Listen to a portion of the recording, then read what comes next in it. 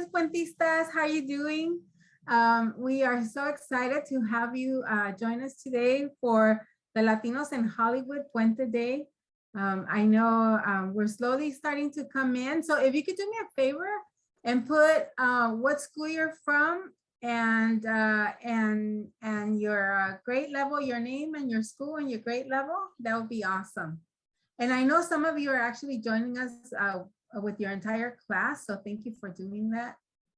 I just want to get started because we have such fabulous speakers that I don't want to miss any of our time with them.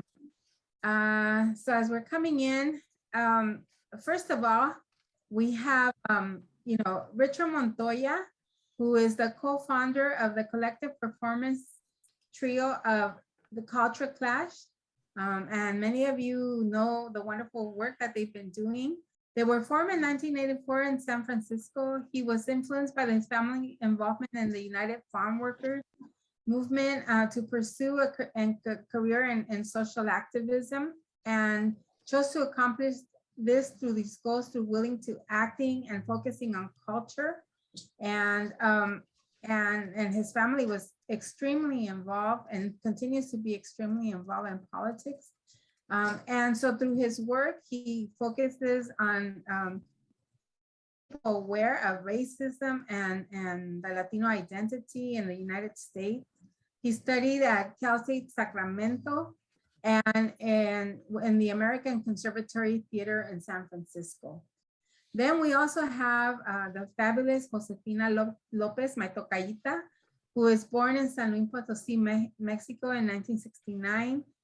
She was 5 years old when she came to the United States, and she settled in East LA and the part area known as Boyle Heights.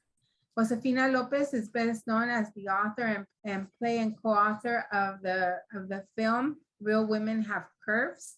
If you haven't seen it, you have to see that. Ms. Lopez has done more than 80 productions of her plays throughout the United States. In addition to playwriting, she also paints, writes poetry, performs, designs, and she's also an entrepreneur. She also has a wonderful restaurant, Casa Fina, that I visit all the time. She is the mother of 2 boys. She's founding artistic director of Casa 0101 in Boyle Heights, and is a very active woman, Latina in our community. So we're very excited to also have my tocaya Josefina Lopez. Also, one of our other guests today is Mr. Geoffrey Rivas, who I consider also a good friend.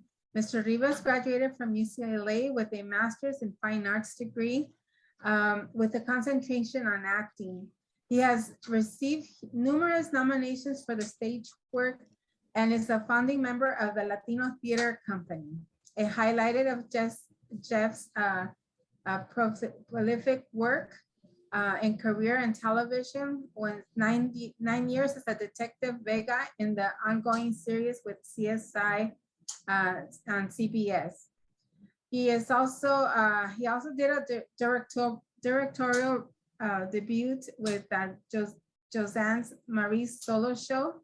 And he has done amazing work. I first came across him when I'm through one of my dear friends, but I saw the first time I saw his face was the Latina Christmas special, which was just fabulous. Again, Mr. Geoffrey graduated from UCLA with a Master's of Fine Arts, and we are so excited to have him on board as well. So without further ado, let me go ahead and introduce our first amazing speaker, Mr. Richard Montoya. No. What's this? Has to start my video. There we are. Can I be seen and heard? Yes. All right. Well, I'm really excited to be here. I'm in I have a trailer on my property. This is like an old Airstream trailer that I get to come in and just focus on my writing. So you got all the different things that I like are in my little Airstream trailer, which is a unique and privileged way, to work. And for me, just looking at all the people that are on the chat, high school students and instructors and teachers, Mesa College, San Diego, Diablo Valley College, shout out Southwestern. I could spend my entire 15 minutes just shouting out to every student and instructor, because it means so much to me to be here and to share some time with you. Both my parents were educators, dedicated professors, Sacramento Unified School District elementary bilingual teachers. My mom, 30 years in that district, and my father, Jose, a very dedicated artist, poet, professor. So I am the son of my parents, and we were taught in no uncertain terms that we would be dedicated to the same things: educating, being in service of our people, and the idea of service and helping in any way those less fortunate than ourselves. That's just the way that we came up, and I suspect a lot of you have come up the same way. That doesn't necessarily give us an advantage because on top of everything that we must do, write better, act better, produce with practically nothing, we also have that extra, I don't think of it as a burden. I just think of it as something quite natural, that a great theater director named Oscar Eustis, if you Google his TED Talk, talks about the idea of empathy. And empathy is one of those things that was discovered in the theater, Greek theater at the time. And that's what I feel, that we are very empathetic. We have empathy for our people. It's not just about me. It's not just about my headshot. It's not just about how much I made or script writing or those kinds of things. Good work if I can get it, but I, as a social justice warrior, I have to be concerned with the very same things that so many of my colleagues and comrades are also concerned about. That Black Lives Matter, that Brown Lives Matter, that children should not be in detention camps separated from their families. This is essentially the work that I do. And I don't do it alone. And I'm not the only playwright, director, actor on this panel that does that work. I do feel that the road can be somewhat isolating.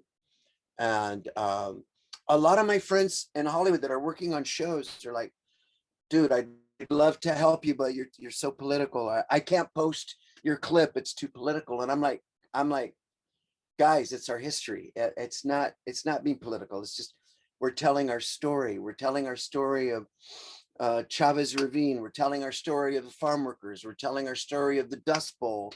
We're telling our story through our point of view, which we're not still, even though there are some inroads and there are some really positive things happening in the industry. I'm the last person that should be speaking on Chicanos or Latinos in Hollywood.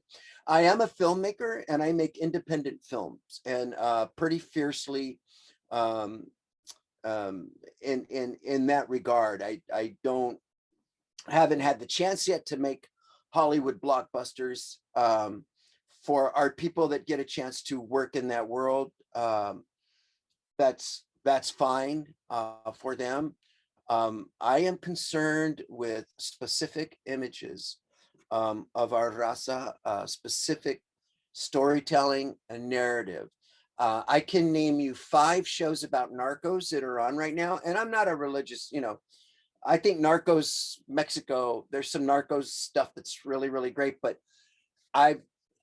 there's 6 shows about Pablo Escobar on right now. There are 0 shows about a Chicana who was born in New Mexico that made her way to California and raised a family and educated her family. So there's 0 shows about that. And there's 6 shows about how we do drug sales and narcos and then various things. I think that we're still in this thing where a lot of our roles are highly sexualized, promiscuous, and I'm all about sexual freedom, and that's fantastic. But our work has to be rooted in truth, not just rooted in senseless blood, not just rooted in entertaining and tantalizing the dominant culture that still likes to view us in a particular way. I am interested in showing that we are fierce, we're brilliant, we are in control of our images, we're in control of our storytelling. And are we any better off in that little clip I'd like to show, or is it still not happening? So anyway, I've loaded up the chat with links that I would really love for you all to watch in your classrooms. I've put 3 different links on there that are work that we just completed just very, very recently. Culture Clash, the group I work with.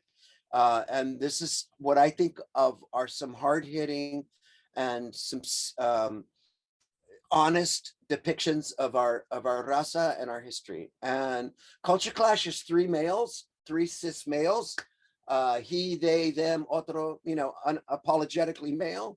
But in our work, we work with very strong women directors, queer directors, undocumented actors, trans actors, and we move out of the way. And if you watch Chavez Ravine that I just put 3 links in, you will find that women are at the center of that story and that storytelling. So I'm very proud of that. That's called growth. And here is a 2-minute thing we're going to try to play. And then I will yield the rest of my time to the chairman of the board, Josefina or Mr. Rivas. Let's see if we can watch this. This is what I'm talking about, folks.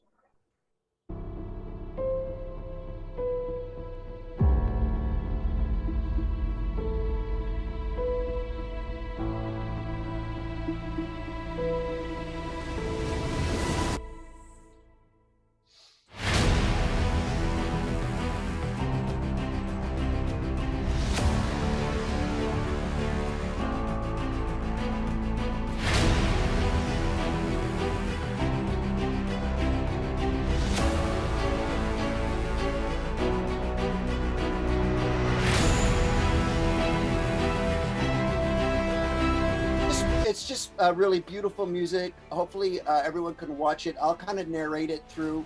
Chavez Ravine removed 3 very precious neighborhoods in order to build a stadium in one of the oldest barrios in Los Angeles, just a stone's throw from City Hall. So this tells the story of a darker history. While we were heroes in the world wars, while our mothers and grandmothers were seamstresses, our homes were removed in order to make way for All-American baseball. So it tells the story of erasure, of removing people from their barrios and their homes, and where people lost their homes right here in Los Angeles. And we've heard this story before, but we've never really heard the story through our point of view. So I'm going to load up your instructors with these links and free links in order so that you can watch it. This is Sabina, one of our actresses, and this young lady was doing Chavez Ravine at East LA College when we found her, Gabby, and we put her right into the thick of things. And you can also watch this. It's streaming right now at centertheatergroup.org. But anyway, that's enough of me. I can't wait to dialogue with you guys. On to my comrades. Thank you so much, Puente. Happy to be with you. Thank you so much, Richard. We appreciate you being here. And now over to my tocaya, Josefina Lopez. Okay. All right. Can you hear me? All right. Hi, everybody. I'm on a TV show right now called The Madonnas of Echo Park, and it deals with jacarandas, and that's why I have the purple background.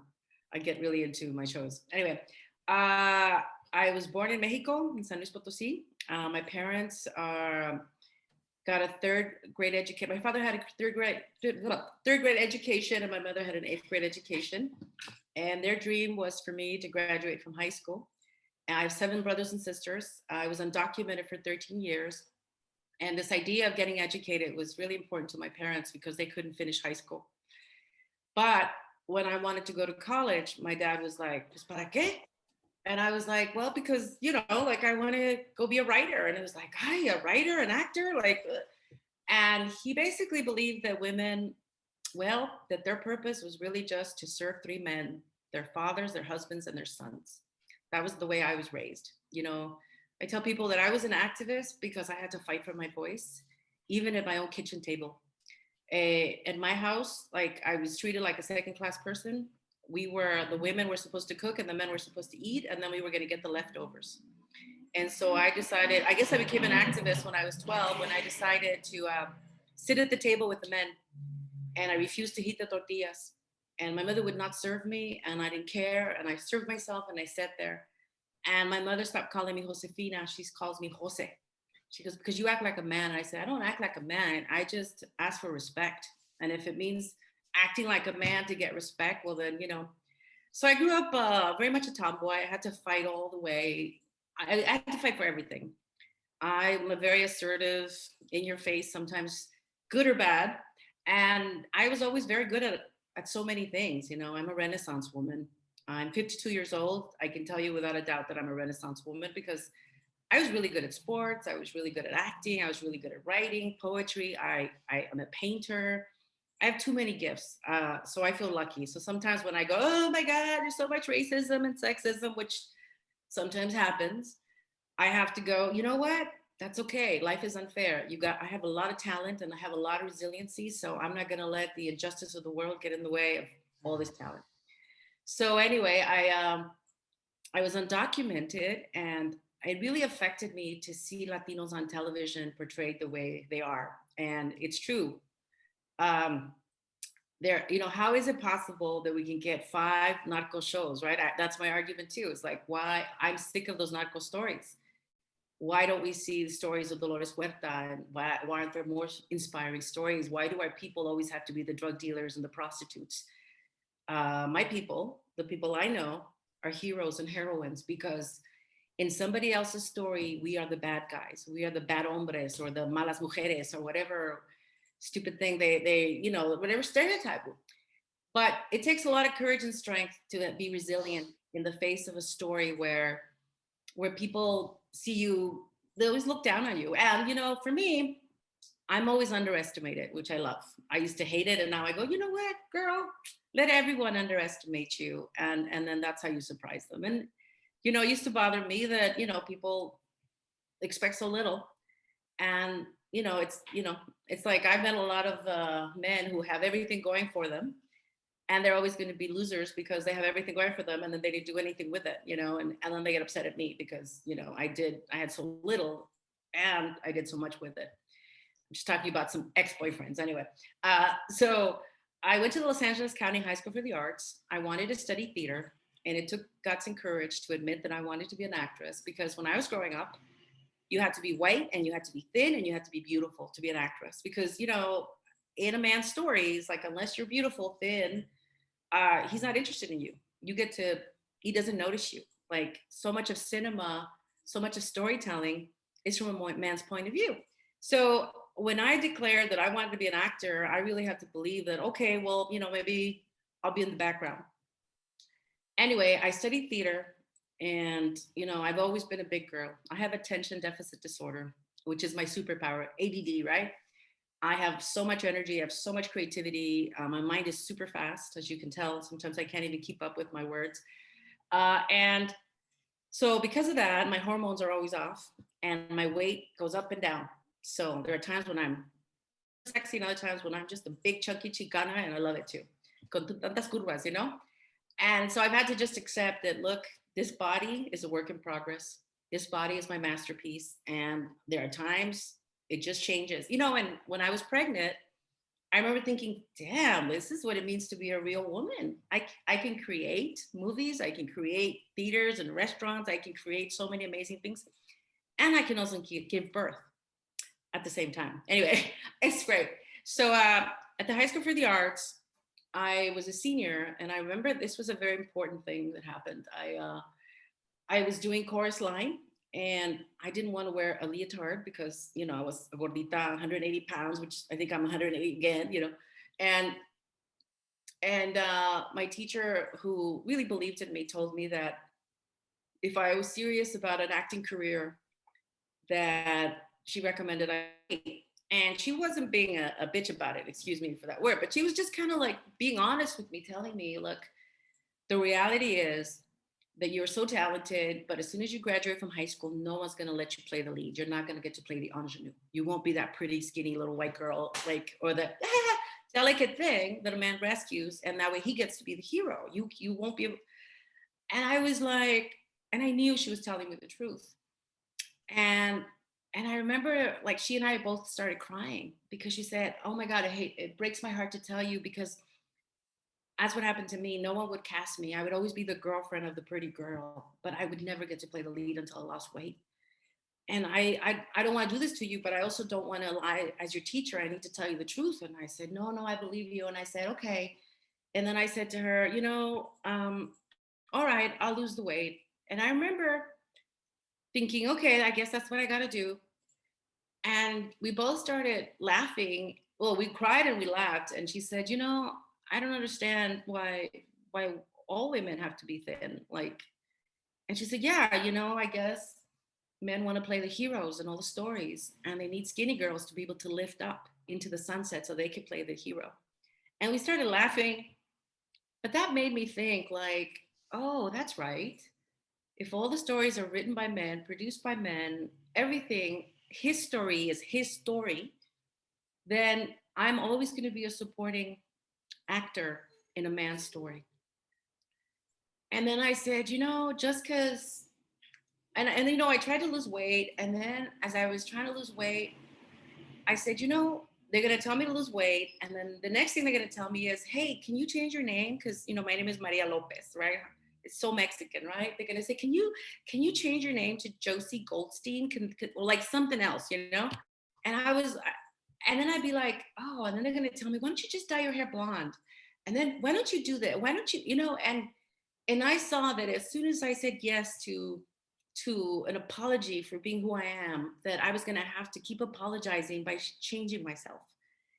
And something within me, and I guess this is the spiritual side of me, and this is why I have so much courage and strength, something within me, something divine that I connect to, my sacred feminine, that's what I call it.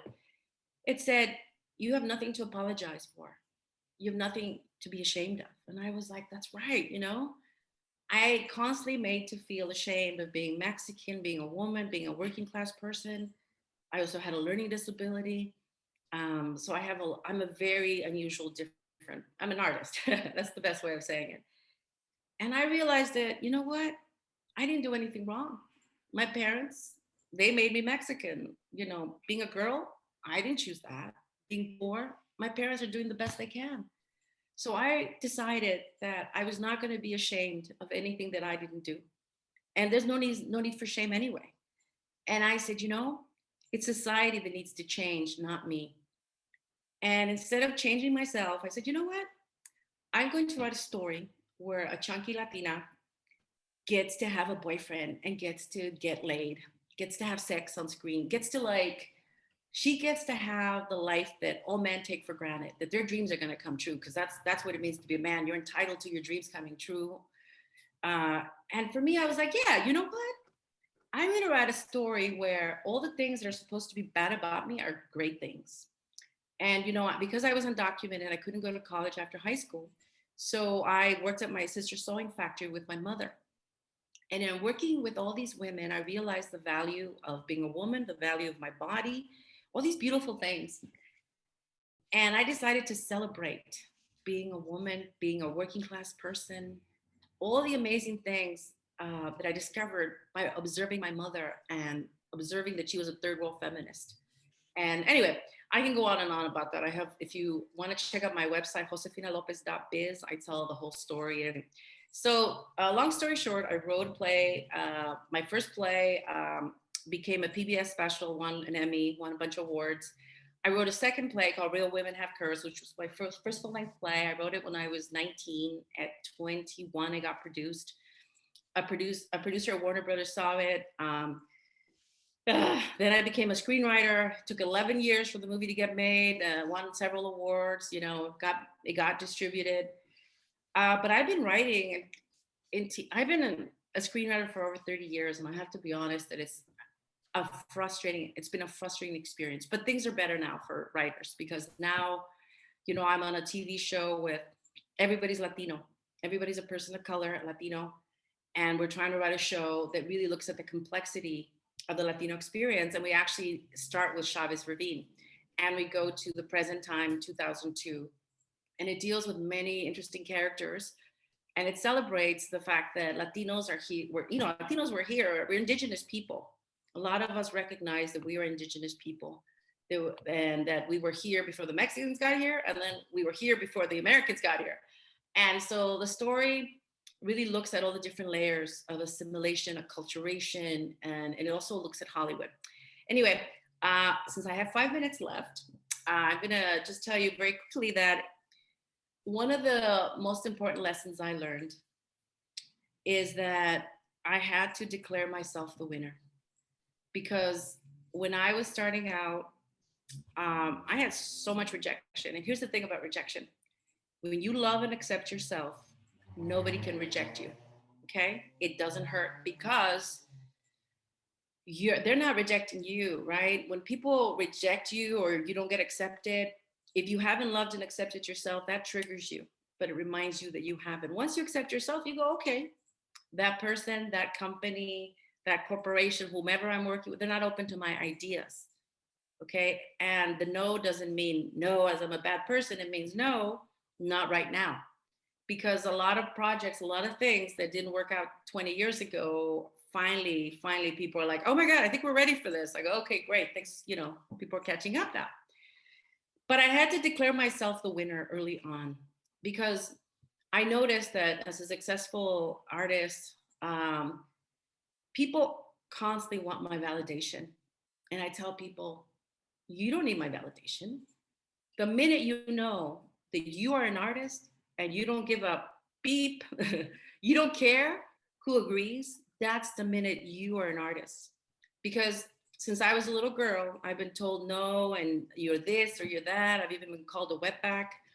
And I told myself, look, I am an artist. I am a writer, and I don't care who agrees with me, because this declaration that I am a creator is so powerful that when you take yourself seriously and you say, yes, this is who I am, the universe says yes. And there's something very mystical about that. Anyway, so declare yourself the winner, okay?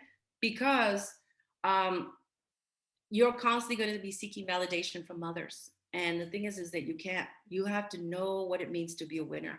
For me, you know, a lot of my dreams haven't come true. I've had a lot of dreams come true, but I tell myself, look, the reason I know I'm a winner is because I'm still here. I didn't become a drug addict. I didn't do horrible things. I didn't cheat anybody. I didn't do anything bad. I'm still here creating and being true to myself and giving a voice to my truth, which is that women are powerful and that we need to celebrate women, and that not only are women the future of cinema, the future of the entertainment industry, Latinas are the future. And that's the declaration that I make. And I don't care who agrees with me, because that's the declaration I'm going to manifest. That's what I'm going to manifest. Anyway, I'd love to take your questions. I think my time is up. So yeah, I right now I'm working on a musical, or they're doing the Broadway musical of my movie. I'm working on selling the TV show for HBO. That's almost, hopefully this week I'll find out. And then I have an animation project at Sony about a Latina who does exorcisms disguised as a cleaning lady. So she's a spiritual clean lady and a real clean lady. Anyway, okay, ask me some good questions, okay? Gracias. Thank you, Tocayita. Wonderful story. Before I introduce Geoffrey Rivas, who's our next special guest, I wanted to tell you that we are going to have some time for questions and answers at the end of this presentation. So start thinking about some questions that you might want to ask our very talented guests. And then also we'll allow you to either ask questions or to put them in the chat, whatever you feel comfortable with. And if there's a specific question to a specific speaker, add that in the chat as well. Okay, so without further ado, let me introduce to you our wonderful friend and talented director, actor, de todo, Geoffrey Rivas. Good afternoon, everybody. I'm coming to you live from the Cathedral of Los Angeles, downtown LA. My company is doing our annual La Virgen de Guadalupe, seeing the 4 apparitions of the Virgin Mary. It's our gift to the community of LA. We've been doing it, like I said, for the last 17 years. And I have rehearsal at 5. So that's where you see the religious icons behind me. I was originally from the San Joaquin Valley near Fresno, and then we moved to the Bay Area. During my formative years, I went to a junior college up near Stanford called Cañada College. And then I went to UCLA, finished up, got my BA, and then did 2 more years and got my master's degree. And before I got my master's, I got to spend a summer with Luis Valdez, my introduction to Zoot Suit and many other things that were going up at his Teatro Campesino organization up there. Richard and I crossed paths there, and we've been crossing paths ever since. Josefina and I, after I graduated from UCLA, we started working at a place called the Los Angeles Theater Center under the auspices of Jose Luis Valenzuela, who is the artistic director of the Latino Theater Company, who I'm a founding member of from the last 35 years. And Josefina and I spent a good 2 years working out there at the Los Angeles Theater Center. So if you're in this business long enough, you will cross paths with your fellow colleagues. I also feel that education is important. Our theater company has a summer conservatory, which runs for 6 weeks, and it's not so much that we want to turn our students into actors or actresses. If that's what they choose to want to do and follow up, we're happy to give them all the tools and skills they need. But I teach the acting part, and you learn, how to speak, how to sing, how to move, how to write, how to analyze plays. And so by the time you're done with the 6 weeks, we want you to be the best citizens of this world, to go out, tell your stories, to articulate your stories. That's also seems to be a theme throughout this, everyone's story. So the reason I got involved in theater was to hear stories about, my gente, to see ourselves up on the TV screen. And when you come to the Los Angeles Theater Center, at some point, no matter what your ethnicity is, you will see yourself reflected on our stages.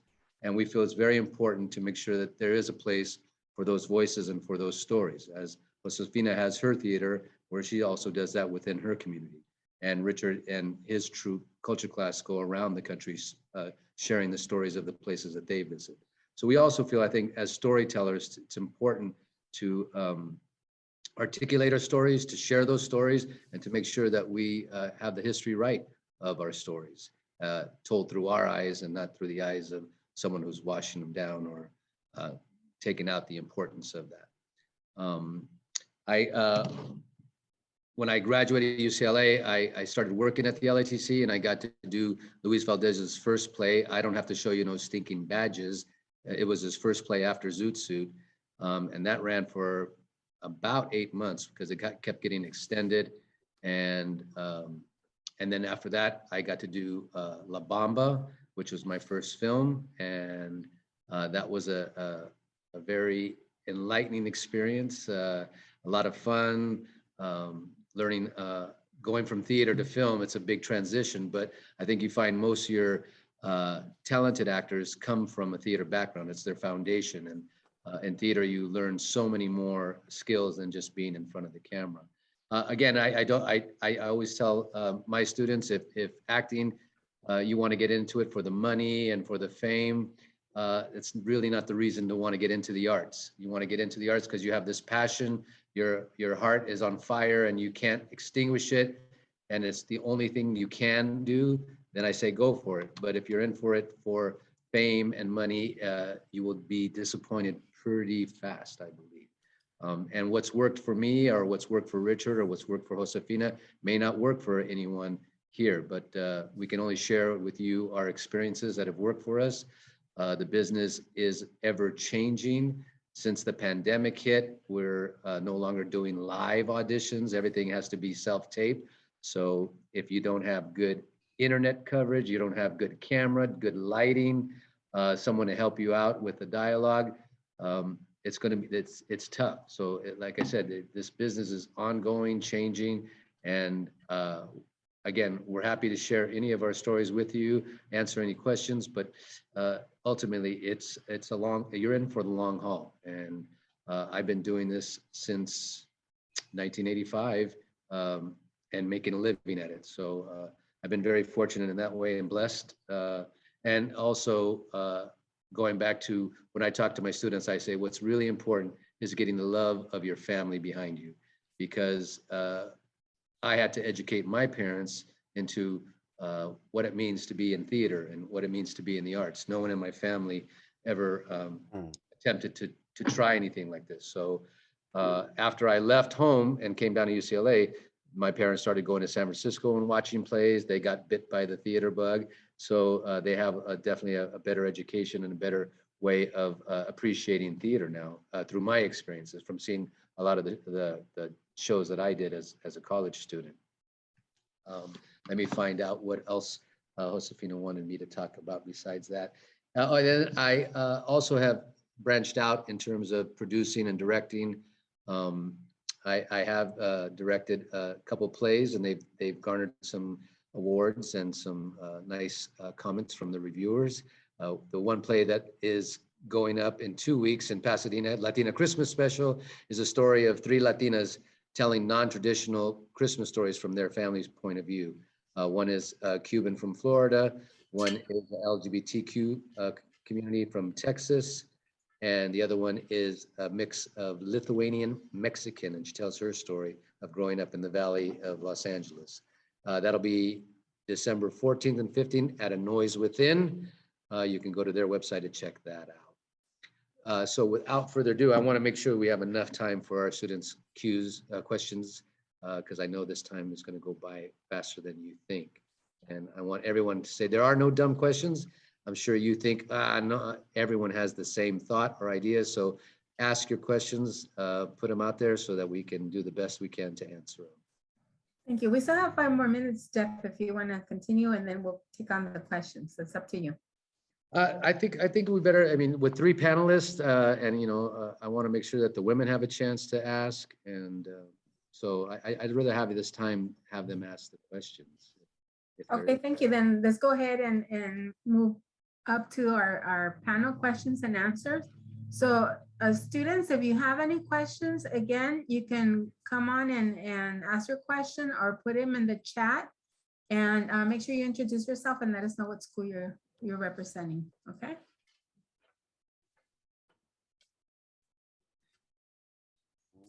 While we're waiting for some questions, maybe you could tell us why did you choose the artistic route, and was it difficult getting into the Hollywood platform and the various positions that you've had, and what kind of advice would you give to students that are interested in moving forward and following your footsteps? I think art chooses you, right? And to me, I feel like I didn't have a choice about being a writer. I just had to tell the truth and speak my truth. And also my ADD like constantly like makes me tell the truth.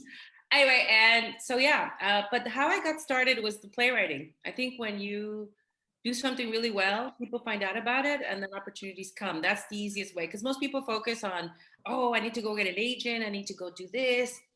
And if you really focus on developing yourself as an artist, really understanding why you're doing it, you're really here to inspire people. And I think, like Jeff said, is if you're trying to be famous, go get therapy first, and go do something else, because therapy is cheaper, right?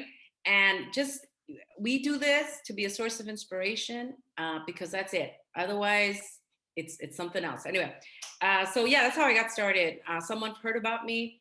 They called me, then they optioned my play to turn into a movie, and then I became a member of the Writers Guild. And because of that, I was eligible to then work on other shows or productions, or people knew about me.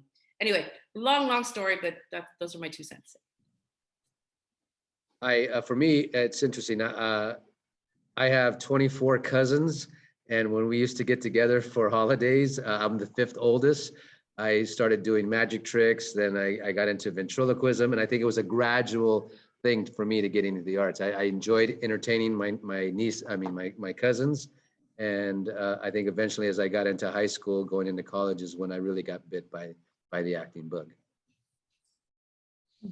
There's a really good practical question about nerves, which I think is really great. They asked it of Josefina, but I just want to offer real quickly. There's a physical thing that I did learn at the conservatory, but it's a physical thing because as you get older, your nerves get a little bit more out of whack, and it's like it's really hard. Opening nights are, the play is never ready, the film is never ready, every critic in the world is there. A lot of people are there to love you, and a lot of people are there to hate you. So you just have to take all that in and breathe. My breathing starts early in the day. Then when I'm behind the curtain about to open and blah, blah, blah, I just grab the bottom of my nose and I pull down. I pinch and pull down. And there's a bunch of nerves right there that just kind of like allow you to relax your throat. You're going to need your throat, your nose, and your breathing. So I teach it to my kids all the time when they have to go in front of a class. I go, grab, pinch, and pull down.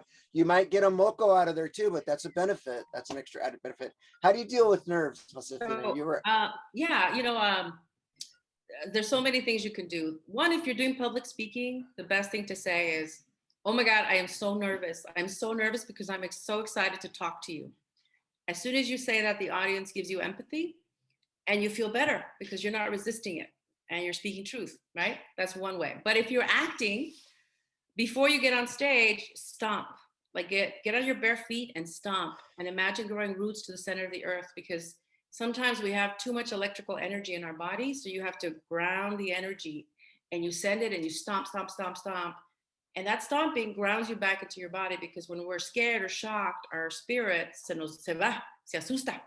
And so we have to energetically, like a kite, bring ourselves back, stomp, and that makes us present. For auditions, just remember that when you're auditioning, you can approach it as like, oh my God, you can approach it as though you're trying to convince me that you're the best person, or you can approach it as like, I am the best person. Because every time, like as a playwright, if you audition for me as an actor, I want you to win. I want you to be the person, so I don't have to look for anyone else. I don't have to worry about finding the right actor, because I'm here. Most people want you to win until you prove that you're not the right person. So go in believing you are the right person. And then sometimes your excitement, your authenticity is enough that makes a writer go, you know what? I can rewrite this character because I like that person. I've done that. I like actors so much because they brought something special that I said, you know what? I'm going to rewrite this character for you. That can happen too. And for me, what I would say is that the lesson I learned, and it's not just nerves, it's about emotions, is I was doing a show at UCLA when my grandmother passed away, and I didn't feel like I could go on.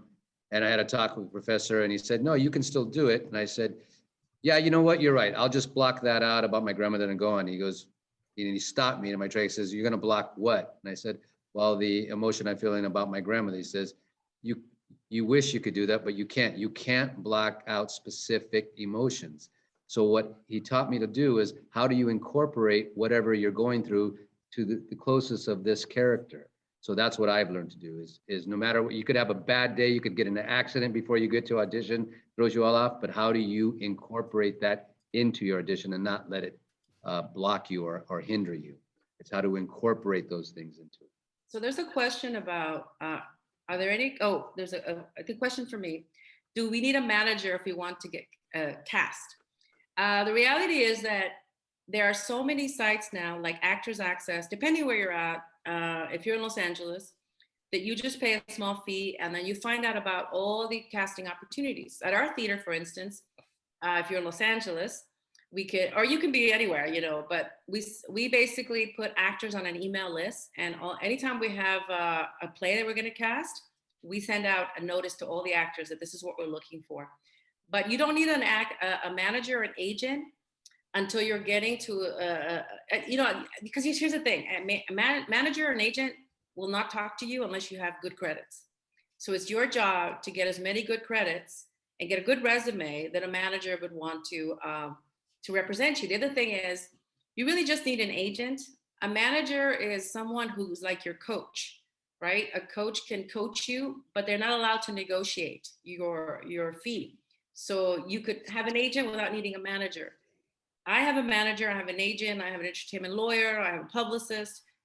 As you build your career, you have to have a team of people. So just know that your job right now, if you're just starting out, is to just be your best, do your best, get training. And oftentimes, if you're focusing on that, the people, and I swear to you, this happens to me, when I'm just focusing on doing my thing, the right people come because they know you're doing good work. I think all these great messages are actually very applicable too to their educational journey, to our students' educational journey. There was one earlier question about one of the students asked, how do you deal with criticism? And, because in this type of work, and you alluded to that, Jeff, there's a lot of rejection. So how do you deal with that? Well, look, again, you got to learn how to not take it personally. You have to develop a certain thick skin, and because no matter what, you're too tall, you're too short, you're too light, you're too dark, you have an accent, they're going to find something on why they're not going to cast you, or at least those are the things that sometimes you hear. And at times it's their loss for not casting you, because you are the best actor for that job at that time. At least that's the way I look at it when I go in for an audition. And I over the years, it's just not second guessing yourself, and it's believing in yourself and loving yourself. Like Josefina said, if you love yourself, then no matter what anyone tells you, it's just going to roll off your back, and you go on to the next one. And look, a lot of the stuff that we can share with you, it's a lot easier heard than putting into practice. But I've been in this business, long enough that it's taken me this long to not let certain things affect me the way you would when you first start out. It's like, why didn't I get that job? Oh, let me go back in and I'll do it this way. Or, you're constantly trying to appease these people. And ultimately, if you go in and you have your character down and that's not what they want, it's not what they want, no matter what you do. So, don't force it. Learn from that experience and take it to the next one. I'll something else. I've gotten in fights with some people, and they go off on social media and criticize me. And I remember people saying, why don't you respond? Why don't you respond? And then I'm like, you know what? And maybe because I'm a very spiritual person, I go, everything I do is what I do is everything is between me and God. So God knows what I'm doing. And some people may hate you. Some people may love you. There's that beautiful quote that says, you know why people like me? Because I tell the truth. You know why people don't like me? Because I tell the truth. So sometimes you just have to go, you know what?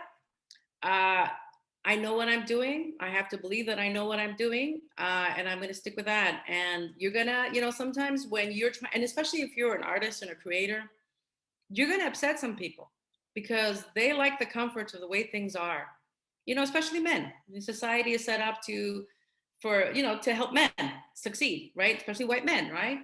And so when you're here saying, oh, I have the audacity to believe that my story is just as important as yours, people are not going to like that. People are going to call you a bitch or a bossy or whatever. And at some point you go, you know what? I reframe everything. I go, bitch, bossy? That means I'm captain. That means I'm a leader. That means, and sometimes the person who says, you know what? I'm not here to be a cheerleader. I'm not here for everybody to be liked. I'm not here to be seen. I'm here to be heard. So you have to decide, do I want to be liked or do I want to do what is right? That's how I look at it. I give Jeff a lot of credit for taking the high road. I am a writer, so other people that review us are writers. So we are always getting scolded and told where our place is. So I've had enough. And so I write back the writer, and I'll write back the LA Times critic. And you know what? We'll start a dialogue, and we'll go from one place that was very contentious to, hey, MFer, you do not have a measuring stick in which to measure our experience, but that's not stopping you from measuring every nuance of our work. And what always happens with our work, all the Anglo designers, And if we have an Anglo director, they are blown up, given beautiful accolades. And then, you know, then they get to the playwrights and the actors. They get to us at the back of the bus, and that's happened over and over. And so I, you know, like everyone here, we're long distance runners and we're fighters, you know. Jeff, a little more benevolent. He's always been that way. But I know Josefina, and I know that me and my group, and I'm kind of the fighter in the group, but I'm also the keeper of something that I feel is the soul of what we're doing. And I can't do all this other work. I've got to stay very, very focused on the work. And so Julia chose an old friend of mine, and you know what? And instead of being like, oh, I should be on that show, you know what? Send them everything and just say, we've uncovered all this massive work with Chavez Ravine. Use what you can, use what you do, because Julia did that to me on another project. So I'm in the mood for like seeing our people of color, like our and our transgender raza, everything. It's time right now. We can't take any more bullshit. We can't. And I just feel that a lot of people out there, not on this panel, I don't know what stories they're telling. When I go to Latino Theater Company, I know Evelina's work. I know it's going to hit me in the gut and the heart and the mind. And I know the actors are top notch. And I know Jose Luis's direction is top notch. When you come to a Culture Clash show, that's purely the three guys in Culture Clash, you know that we are going to not be holding back any punches. Josefina's work, I know it. I can't wait till I see new work from everyone, you know, on this panel. But our Real Women Have Curves came on the other night, and it was 3 p.m. on HBO, and I was just like, oh my God, this is the freaking best movie I've ever seen, you know. And then my wife works at LACMA, the museum here, so we went to the Museum of Cinema, and Real Women Have Curves is one of the very few selected films that's a part of the permanent collection of that museum. So these are inroads, you know, and we need more of them. We need much more of them, and we need more pilots, and we need more. I'm working on a play. I made sure that I was writing today, not just emailing people, not just getting in pedos with people, but writing. And I know that Josefina alluded to this. I'm focusing on what I have, not on what I don't have. What I have are 2 small children that love me, whether I was working on in the fields, and we teach them that that's dignified, it can be dignified work, or whether I'm a writer, they love me the same. So what I have in front of me is I have to get a play to Berkeley Repertory Theater in Berkeley about what? My dad and my mom in 1959 in Berkeley, the first intellectuals to descend on Telegraph Avenue in Berkeley, California, 1959, with the Beats, and way before the hippies, right when cultural and collective revolution is about to happen. And so that's what I have. That's what I have to do. I have a screenplay. That's all I have, one screenplay, but I treat everything as if it's the last thing I'm ever going to write. And that keeps me focused on the work, and like, oh, what does that person have? Oh my God, because there's a lot of stuff in development, right? And a lot of it is wonderful, and it's about time. And some of it is you just go, gosh, you know, for Latinos to get a show, for Chicanos and Chicanas to get a show, it has to be so high concept, so like outlandish, that we can't just really tell our simple truths. We're still fighting to tell our simple truths. And that's still a battle in this town. There's still a couple secrets in this town.